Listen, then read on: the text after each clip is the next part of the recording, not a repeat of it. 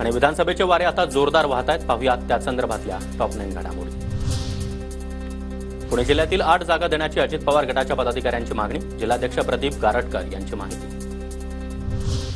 मला 10 जागा मिळाल्या तर मुस्लिम समाजाला 1 जागा आणि मला 100 जागा मिळाल्या तर मुस्लिम समाजाला 10 जागा देणार. माझ्या पक्षातून 10% मुस्लिम समाजाला जागा देणार. अजित पवार यांची माहिती.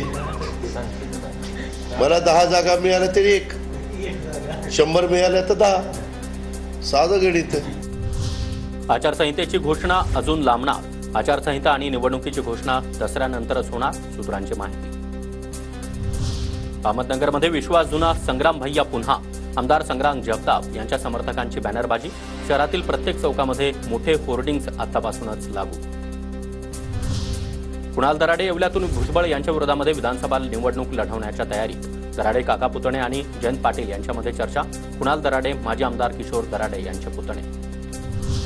दराडेंचा एक भाऊ पवार गटात तर दुसरा ठाकरे गटात. दोन्ही ठिकाणी कामं करून घ्यायची, मात्र कोण काय काम करतं हे येवल्यातील जनतेला चांगलंच माहिती. भुजबळ यांची टीका.